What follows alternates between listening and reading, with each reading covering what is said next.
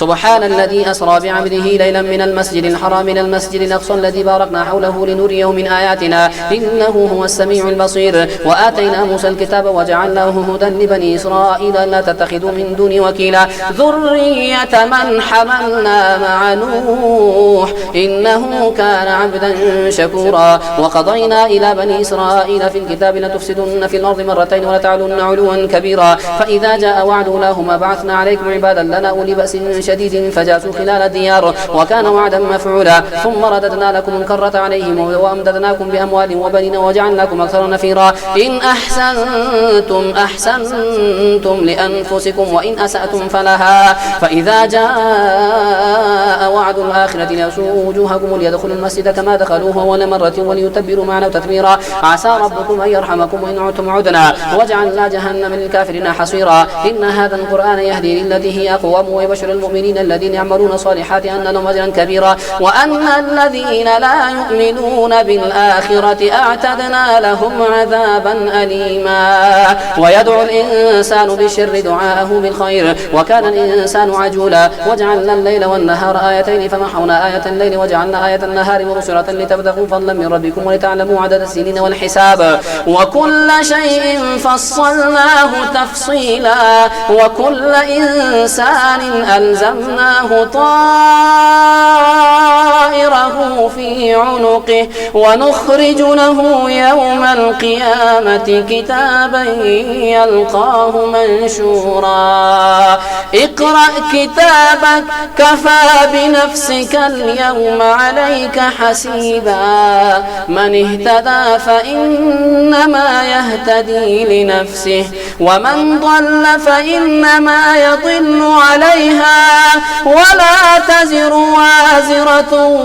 وزر أخرى وما كنا معذبين حتى نبعث رسولا. وإذا أردنا أن نهلك قرية أمرنا متر فيها ففسقوا فيها فحق عليها القول فدمرناها تدميرا. وكم أهلكنا من القرون من بعد نوح وكفى بربك بذنوب عباده خبيرا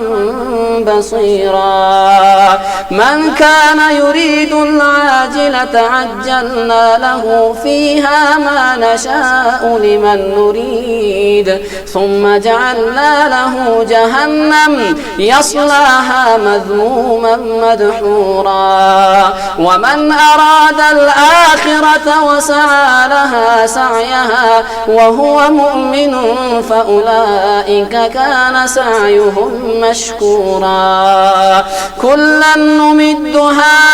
هؤلاء وهؤلاء من عطاء ربك وما كان عطاء ربك محظورا. انظر كيف فضلنا بعضهم على بعض وللآخرة أكبر درجات وأكبر تفضيلا. لا تجعل مع الله إلها آخر فتقعد مذموما مخذولا.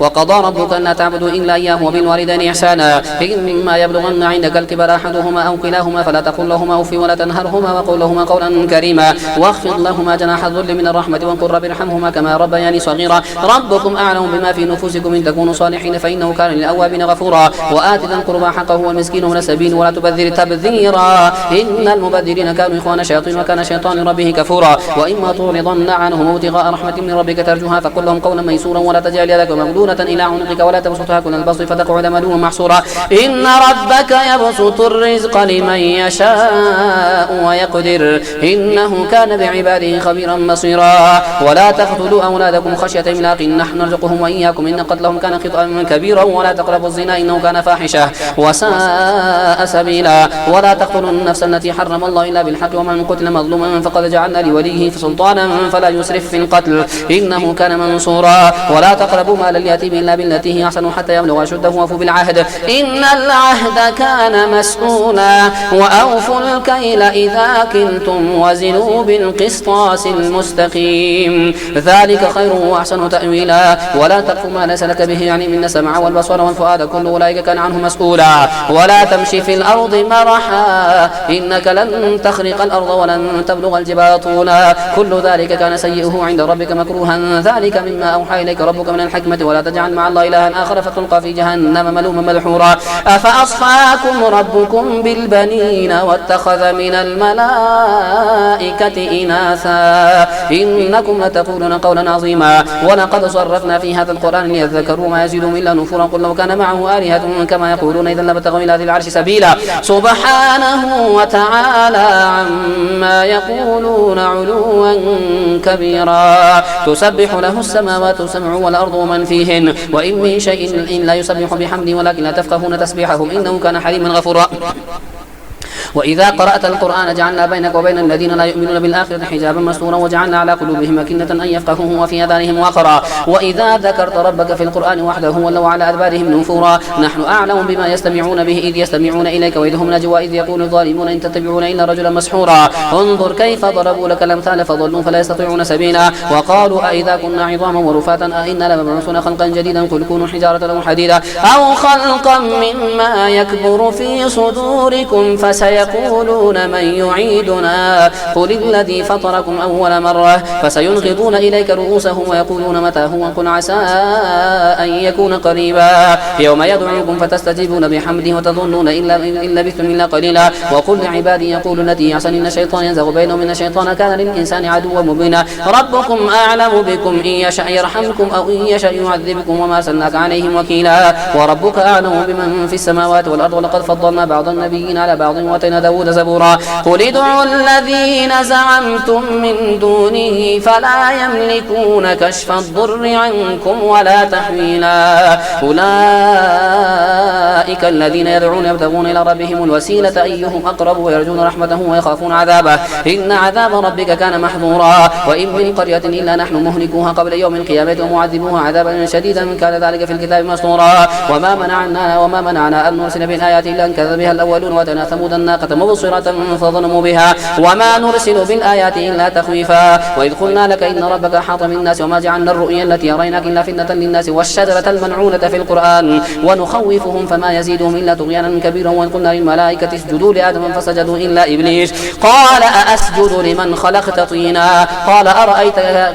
قال أرأيتك هذا الذي كرمت علي لئن أخرتني إلى يوم القيامة لأحتنكن ذريته إلا قليلا قال اذهب فمن تبعك منهم فإن جهنم جزاؤكم جزاء مفورا واستفزز من استطعت منهم بصوتك واجلب عليهم بخيلك ورجلك وشاركهم في الأموال والأولاد واعدهم وما يعدهم الشيطان إلا غرورا إن عبادي ليس لك عليهم سلطان وكفى بربك وكيلا ربكم الذي يزجي لكم الفلك في البحر لتبتغوا من فضله إنه كان بكم رحيما وإذا مسكم الضر في البحر ضل من تدعون إلا إياه فلما نجاكم البر عرضتم وكان الإنسان كفورا أفأمنتم أن يخسف بكم جانب البر أو يرسل عليكم حاصبا ثم لا تجدوا لكم وكيلا أم أمنتم أن يعيدكم فيه تارة أخرى فيرسل عليكم قاصفا من الريح فيغرقكم بما كفرتم ثم لا تجدوا لكم علينا به تبيعا ولقد كرمنا بني آدم وحملناهم في البر والبحر ورزقناهم من الطيبات وفضلناهم على كثير ممن خلقنا تفضيلا يوم ندعو كل أناس بإمامهم فمن أوتي كتابه بيمينه فأولئك يقرؤون كتابهم ولا يظلمون فتيلا ومن كان في هذه أعمى فهو في الآخرة أعمى وضل سبيلا وإن كادوا ليفتنونك عن الذي أوحينا إليك لتفتري علينا غيره وإذا لاتخذوك خليلا ولولا أن ثبتناك لقد كدت تركن إليهم شيئا قليلا إذا لأذقناك ضيف الحياة وضيف الممات ثم لا تجد لك علينا نصيرا وإن كادوا ليستفزونك من الأرض ليخرجوك منها وإذا لا يلبثون خلافك إلا قليلا سنة من قد أرسلنا قبلك من رسلنا ولا تجد لسنتنا تحويلا أقم الصلاة لدلوك الشمس إلى غسق الليل وقرآن الفجر إن قرآن الفجر كان مشهودا ومن الليل فتهجد به نافلة لك عسى أن يبعثك ربك مقاما محمودا وقل رب أدخلني مدخل صدق واخرجني مخرج صدق واجعل لي من لدنك سلطانا نصيرا وقل جاء الحق وزهق الباطل إن الباطل كان زهوقا وننزل من القرآن ما هو شفاء ورحمة للمؤمنين ولا يزيد الظالمين إلا خسارا وإذا أنعمنا على الإنسان أعرض ونأى بجانبه وإذا مسه الشر كان يئوسا قل كل يعمل على شاكلته فربكم أعلم بمن هو أهدى سبيلا ويسألونك عن الروح قل الروح من أمر ربي وما أوتيتم من العلم إلا قليلا ولئن شئنا لنذهبن بالذي أوحينا إليك ثم لا تجد لك به علينا وكيلا إلا رحمة من ربك إن فضله كان عليك كبيرا قل إن اجتمعت الإنس والجن على أن يأتوا بمثل هذا القرآن لا يأتون بمثله ولو كان بعضهم لبعض ظهيرا ولقد صرفنا للناس في هذا القرآن من كل مثل فأبى أكثر الناس إلا كفورا وقالوا لن نؤمن لك حتى تفجر لنا من الأرض ينبوعا أو تكون لك جنة من نخيل وعنب فتفجر الأنهار خلالها تفجيرا أو تسقط السماء كما زعمت علينا كسفا أو تأتي بالله والملائكة قبيلا أو يكون لك بيت من زخرف أو ترقى في السماء ولن نؤمن لرقيك حتى تنزل علينا كتابا نقرأه قل سبحان ربي هل كنت إلا بشرا رسولا وما منع الناس أن يؤمنوا إذ جاءهم الهدى إلا أن قالوا وبعث الله بشرا رسولا قل لو كان في الأرض ملائكة يمشون مطمئنين لنزلنا عليهم من السماء ملكا رسولا قل كفى بالله شهيدا بيني وبينكم إنه كان بعباده خبيرا بصيرا ومن يهدي الله فهو المهتد ومن يضلل فلن تجد لهم أولياء من دونه ونحشرهم يوم القيامة على وجوههم عميا وبكما وصما مأواهم جهنم كلما خبت زدناهم سعيرا ذلك جزاؤهم بأنهم كفروا بآياتنا وقالوا أئذا كنا عظاما ورفاتا أئنا لمبعوثون خلقا جديدا أولم يروا أن الله الذي خلق السماوات والأرض قادر على أن يخلق مثلهم وجعل لهم أجلا لا ريب فيه فأبى الظالمون إلا كفورا قل لو أنتم تملكون خزائن رحمة ربي إذا لأمسكتم خشية الإنفاق وكان الإنسان قتورا ولقد آتينا موسى 9 آيات بينات فاسأل بني إسرائيل إذ جاءهم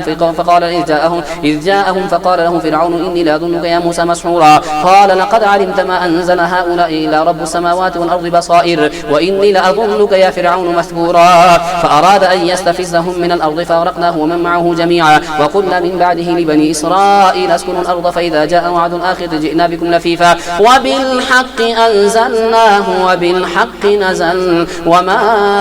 أرسلناك إلا مبشرا ونذيرا وقرآنا فرقناه لتقرأه على الناس على مكث ونزلناه تنزيلا قل آمنوا به أو لا تؤمنوا إن الذين أوتوا العلم من قبله إذا يتلى عليهم يخرون للأذقان سجدا ويقولون سبحان ربنا إن كان وعد ربنا لمفعولا ويخرون للأذقان يبكون ويزيدهم خشوعا قل ادعوا الله أو ادعوا الرحمن أيما تدعوا فله الأسماء الحسنى ولا تجهر بصلاتك ولا تخافت بها وابتغ بين ذلك سبيلا وقل الحمد لله الذي لم يتخذ ولدا ولم يكن له شريك في الملك ولم يكن له ولي من الذل وكبره تكبيرا الحمد لله الذي أنزل على عبده الكتاب ولم يجعل له عوجا قيما لينذر بأسا شديدا من لدنه ويبشر المؤمنين الذين يعملون الصالحات أن لهم أجرا حسنا ماكثين فيه أبدا وينذر الذين قالوا اتخذ الله ولدا ما لهم به من علم ولا لآبائهم كبرت كلمة تخرج من أفواههم يقولون إلا كذبا فلعلك باخع نفسك على آثارهم إن لم يؤمنوا بهذا الحديث أسفا إنا جعلنا ما على الأرض زينة لها لنبلوهم أيهم أحسن عملا وإنا لجاعلون ما عليها صعيدا جرزا أم حسبت أن أصحاب الكهف والرقيم كانوا من آياتنا عجبا إذ أوى الفتية إلى الكهف فقالوا ربنا آتنا من لدنك رحمة وهيئ لنا من أمرنا رشدا فضربنا على آذانهم في الكهف سنين عددا ثم بعثناهم لنعلم أي الحزبين أحصى لما لبثوا أمدا نحن نقص عليك نبأهم بالحق إنهم فتية آمنوا بربهم وزدناهم هدى وربطنا على قلوبهم إذ قاموا فقالوا ربنا رب السماوات والأرض لن ندعو من دونه إلها لقد قلنا إذا شططا هؤلاء قوم اتخذوا من دونه آلهة لولا يأتون عليهم بسلطان بين فمن أظلم ممن افترى على الله كذبا وإذ اعتزلتموهم وما يعبدون إلا الله فأووا إلى الكهف ينشر لكم ربكم من رحمته ويهيئ لكم من أمركم مرفقا وترى الشمس إذا طلعت تزاور عن كهفهم ذات اليمين وإذا غربت تقرضهم ذات الشمال وهم في فجوة منه ذلك من آيات الله من يهد الله فهو المهتد ومن يضلل فلن تجد له وليا مرشدا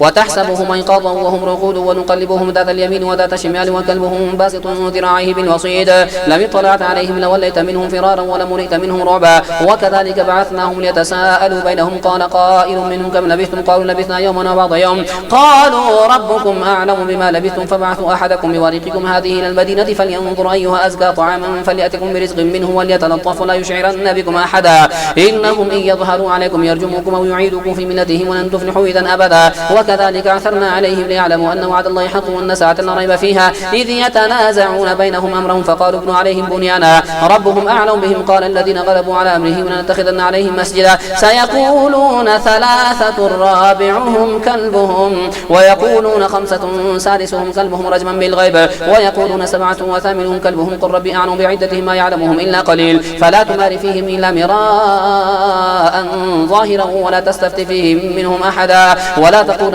لشيء إني فاعل ذلك غدا إلا أن يشاء الله واذكر ربك إذا نسيت وقل عسى أن يهديني ربي يقرب من هذا رشدا ولبثوا في كهفهم 300 سنين وازدادوا 9 قل الله أعلم بما لبثوا له غيب السماوات والأرض أبصر به واسمع ما له من دونه من ولي ولا يشرك في حكمه أحدا واتل ما أوحي إليك من كتاب ربك لا مبدل لكلماته ولن تجد من دونه ملتحدا واصبر نفسك مع الذين يدعون ربهم بالغداة والعشي يريدون وجهه ولا تعد عيناك عنهم تريد زينة الحياة الدنيا ولا تطع من أغفلنا قلبه عن ذكرنا واتبع هواه وكان أمره فرطا وقل الحق من ربكم فمن شاء فليؤمن ومن شاء فليكفر إن أعتدنا للظالمين نارا حاط من سرادقها وإن يستغيثوا يغاثوا بماء كالمهل يشوي الوجوه بئس الشراب وساءت مرتفقا إن الذين آمنوا وعملوا الصالحات إنا لا نضيع أجر من أحسن عملا أولئك لهم جنات عدن تجري من تحتهم الأنهار يحلون فيها من أساور من ذهب ويلبسون ثيابا خضرا من سندس واستبرق متكئين فيه على الأرائك نعم الثواب وحسنت مرتفقا واضرب لهم مثلا الرجلين جعلنا لأحدهما جنتين من أعناب وحففناهما بنخل وجعلنا بينهما زرعا كلتا الجنتين آتت أكلها ولم تظلم منه شيئا وفجرنا خلالهما نهرا وكان له ثمر فقال لصاحبه وهو يحاوره أنا أكثر منك مالا وأعز نفرا ودخل جنته وهو ظالم لنفسه قال ما أظن أن تبيد هذه أبدا وما أظن ساعة قائمة ولئن رددت إلى ربي لأجدن خيرا منها منقلبا قال له صاحبه وهو يحاوره وكفرت بالذي خلقك من تراب ثم من نطفة ثم سواك رجلا لكن هو الله ربي ولا أشرك بربي أحدا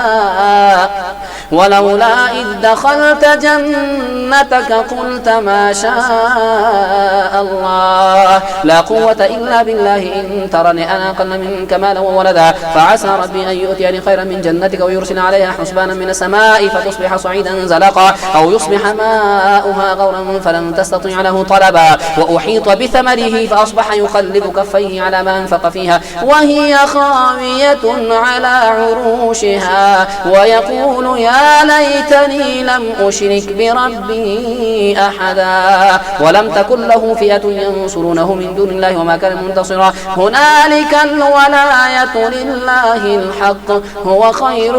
ثوابا وخير عقبا واضرب لهم مثلا الحياة الدنيا كماء إن أنزلناه من السماء فاختلط به نبات الأرض فأصبح هشيما تذروه الرياح وكان الله على كل شيء مقتدرا المال والبنون زينة الحياة الدنيا والباقيات الصالحات خير عند ربك ثوابا وخير أملا ويوم نسير الجبال وترى الأرض بارزة وحشرناهم فلم نغادر منهم أحدا وعرضوا على ربك صفا لقد جئتمونا كما خلقناكم أول مرة بل زعمتم أن نجعل لكم موعظا ووضع الكتاب فترى المجرمين مشفقين مما فيه ويقولون يا ويلتنا ما لهذا الكتاب لا يغادر صغيرة ولا كبيرة إلا أحصاها ووجدوا ما عملوا حاضرا ولا يظلم ربك أحدا وإذ قلنا للملائكة اسجدوا لآدم فسجدوا إلا إبليس كان من الجن ففسق عن أمر ربه فتتخذونه وذريته أولياء من دوني وهم لكم عدو بئس للظالمين بدلا ما أشهدتهم خلق السماوات والأرض ولا خلق أنفسهم ما كنت متخذا المضلين عضدا ويوم يقول نادوا شركائي الذين زعمتم عبدهم فدعاهم فلم يستجيبوا لهم وجعلنا بينهم موبقا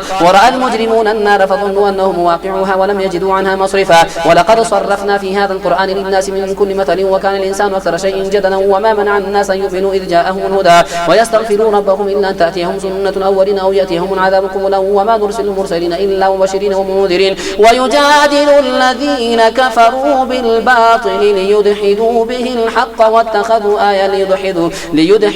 الحق واتخذوا آياتي وما أنذروا هزوا ومن أظلم ممن ذكر بآيات ربه فأعرض عنها ونسي ما قدمت يداه إنا جعلنا على قلوبهم أكنة أن يفقهوه وفي آذانهم وقرا وإن تدعوهم من الهدى فلن يهتدوا إذا أبدا وربك الغفور ذو رحمة لو يأخذهم بما كسبوا لعجل لهم العذاب بل لهم موعد لن يجدوا من دون موئلا وتلك القرى أهلكناهم لما ظلموا وجعلنا لمهلكهم موعدا وإذ قال موسى لفتاه لا